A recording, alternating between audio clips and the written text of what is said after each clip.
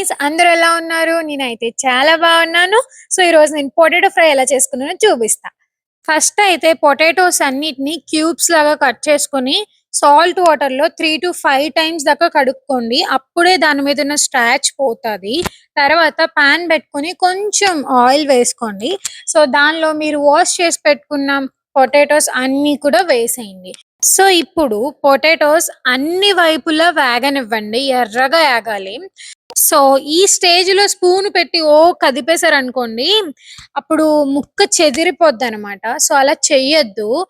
So, ఇప్పుడు ముక్కలన్నీ ఎర్రగా ఏగినియి. అందుకనే ఒక ప్లేట్‌లోకి తీసేసుకుంటున్నాను. ఇప్పుడు అదే పాన్‌లో కొంచెం ఆయిల్ వేసి, కొన్ని ఆవాలు, కొన్ని పచ్చెనగపప్పు, అలాగే ఒక ఎండుమిర్చి అండ్ కొంచెం గార్లిక్ కూడా వేసుకున్నాను.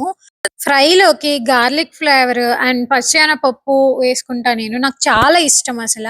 పంటి కింద పచ్చెనపప్పు నలుగుతూ ఉంటే భలే ఉంటదనుకోండి.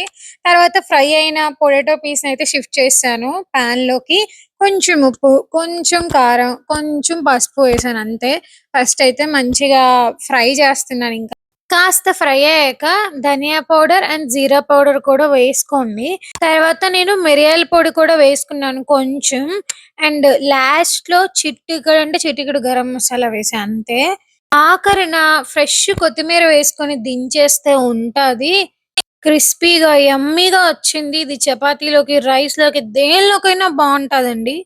అంతే మరి. బాయ్.